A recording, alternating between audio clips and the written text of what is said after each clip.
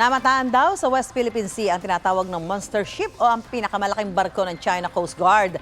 Iginit naman ng Department of Foreign Affairs na patuloy na poprotektahan ng Pilipinas ang interes ng bansa sa South China Sea Base o Sea base sa rule of law, UNCLOS at sa 2016 Arbitral Award. May unang balita si JP Soriano.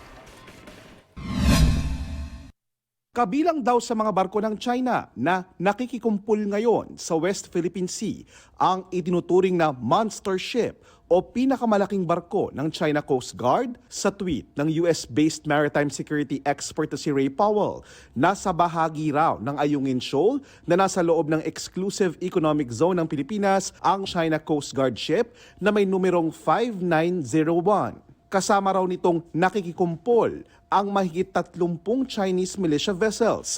Sinusubukan pa rin ng GMA Integrated News na makuha ang pahayag ng Department of National Defense at National Security Council dito. Sa ilalim ng United Nations Convention on the Law of the Sea o UNCLOS, pwedeng maglayag ang anumang barko sa open seas. Pero itinuturing na iligal ang pananatili at pagkukumpulan ng mga barko sa dagat na bahagi ng EEZ ng isang bansa. Lalo pat pinagtibay na ng desisyon ng 2016 UN Arbitral Tribunal na bahagi ng EEZ ng Pilipinas ang West Philippine Sea na ilang beses nang iginiit ng China na hindi raw nila kikilalanin.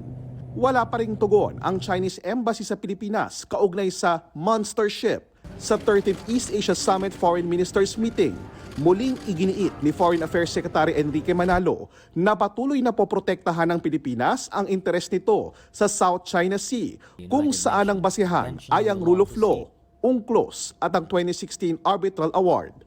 Pinasalamatan din ni Manalo ang mga bansang patuloy na sumusuporta at kinikilala ang 2016 Arbitral Award. Nakipagpulong din si Manalo kay US Secretary of State Anthony Blinken at Japanese Foreign Minister Yoshimasa Hayashi kaugnay sa issue sa South at East China Sea. Ito ang unang balita, JP Soriano para sa GMA Integrated News. Igan, mauna ka sa mga balita. Panoorin ang unang balita sa unang hirit at iba pang award-winning newscast sa youtube.com/GMA News. I-click lang ang subscribe button. At sa mga kapuso abroad, maaari kaming masubaybayan sa GMA Pinoy TV at www.gmanews.tv.